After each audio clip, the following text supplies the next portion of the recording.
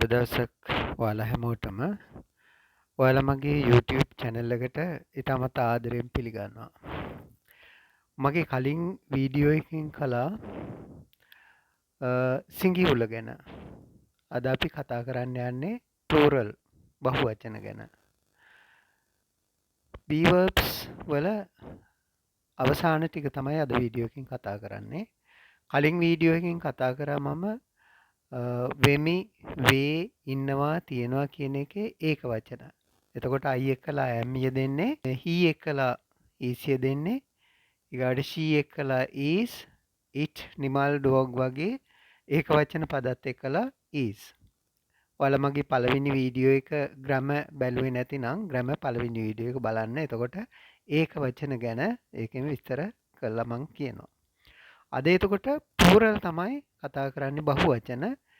බහුවචන we, you, they, dogs, children ඒ වගේ ඒවා. we කියන්නේ අපි බහුවචනයක්. you කියන්නේ නුඹ, නුඹලා බහුවචන. they කියන්නේ ඔව්හු ඒකත් බහුවචන.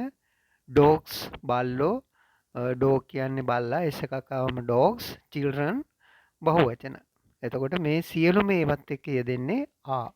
අපි බලමු කොහොමද වෙන්නේ කියලා. ඒ ටික යොදාගන්නේ කොහොමද කියලා. ඉස්සෙල්ලාම අපි බලමු වේ, වෙමු, වෙති කියන ක්‍රියාපදත් එක්ක වාක්‍යවල යොදාගන්නේ කොහොමද කියලා. මම පළවෙනි එක මෙතන අරන් තියෙනවා we are farmers. අපි ගොවියෝ වෙමු. එතකොට we කියන්නේ නාමපදය. මේ we එකත් එක්කලා යෙදෙන්නේ ආ. එතකොට we are ඉස්සෙල්ලාම නාමපදේ ඊගවට ක්‍රියාපදේ මම කලින්මත් මතක් කරා. හොඳට මතක තියාගන්න එක. එතකොට we are අපි ඉන්නවා වෙනවා. we are farmers අපි ගොවියෝ වෙමු. අපි ගොවියෝ වෙමු. they කියන්නේ ඔව්හු. එතන they are ඔව්හු වෙනවා කියන එක. they are kind කිව්වොත් කරුණාවන්තයි. ඔව්හු කරුණාවන්ත වෙනවා. they are very kind ගොඩක් කරුණාවන්තයි. they are very kind කිව්වම ඔව්හු ගොඩක් කරුණාවන්ත වෙයි. හරි. ඊගවට තවත් බහුවචන නාමපදයක් ගන්නවා ගයානි සහ සඳලි. ගයානි සහ සඳලි කියන්නේ දෙන්නෙක්නේ. එතකොට බහුවචන. එතකොට ඒක තමයි මෙතන උක්තය වෙන්නේ සබ්ජෙක්ට් එක. එතකොට ගයානි and සඳලි ආ කියන එක තමයි අපි යොදාගන්නේ plural නේ. එතකොට ගයානි and සඳලි ගයානි සහ සඳලි වෙනවා. කවුද? good singers හොඳ ගායකයෝ. ගායකයා කියන්නේ singer, singers කියන්නේ ගායකයෝ, good කියන්නේ හොඳ. එතකොට ගයානි and සඳලියා good singers.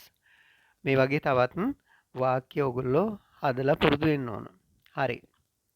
ඊගවට අපි වේ, වෙති කියන ක්‍රියාපද කොහොමද යෙදෙන්නේ කියලා කතා කරනවා. ආ කියන එකම ඉදිරියට. එතකොට they are ඒගොල්ලෝ වෙනවා. වෙති.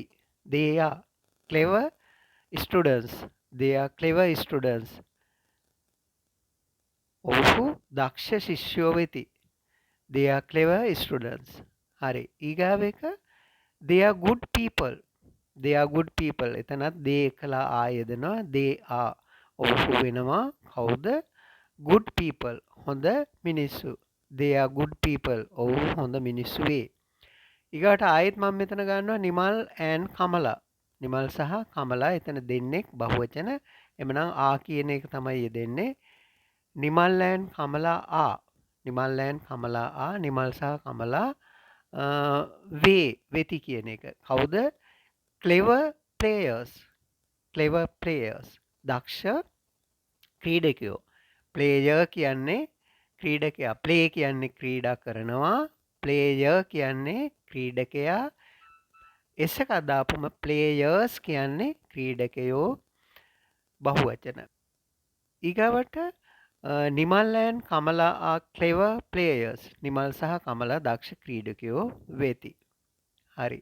ඊගාව එක බලමු අපි සිටිමු, සිටිති කියන එක යොදාගන්නේ කොහොමද කියලා.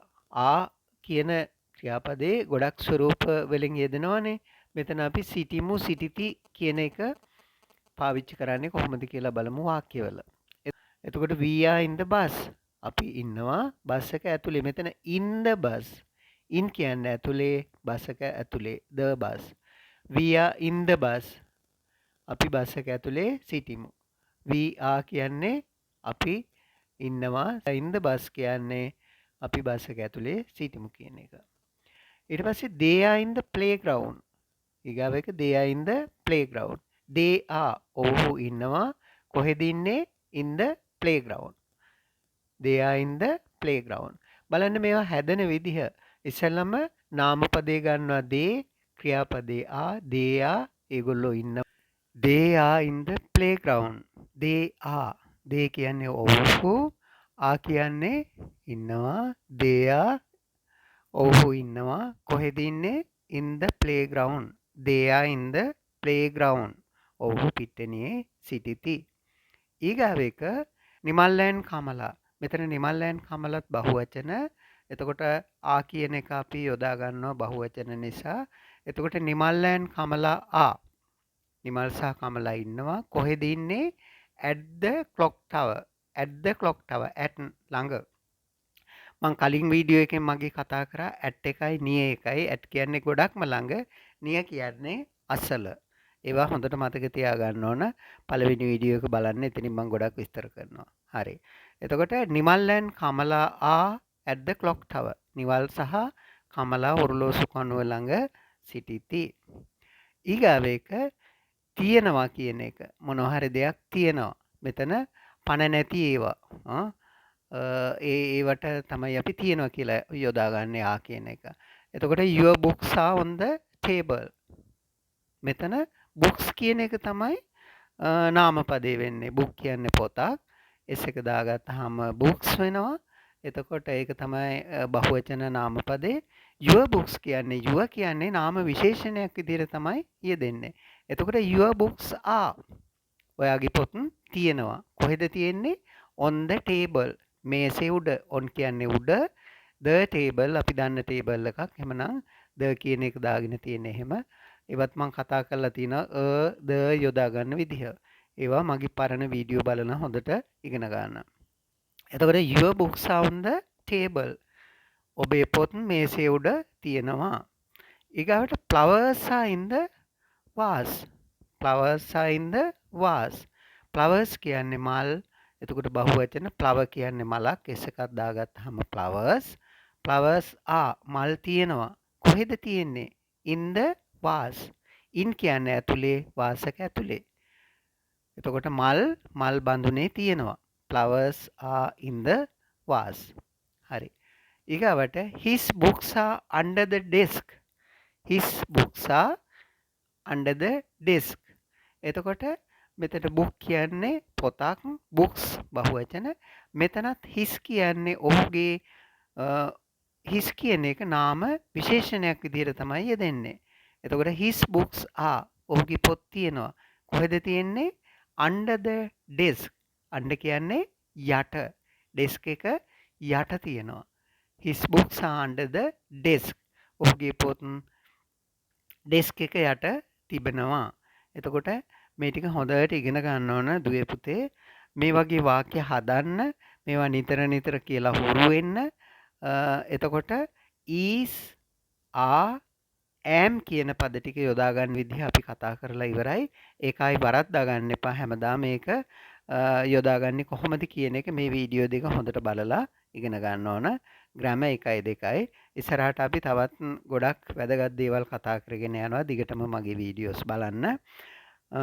මගේ channel එක තාම subscribe කරලා නැතිනම් ඔයගොල්ලෝ subscribe කරන්න. ඒ වගේම bell එක click කරන්න. එතකොට වීඩියෝ එකක් දාපු ගමන් ඔයාලට ලැබෙනවා. හොඳයි පුතේ. එහෙමනම් හොඳට ඉගෙන ගන්න. right. goodbye.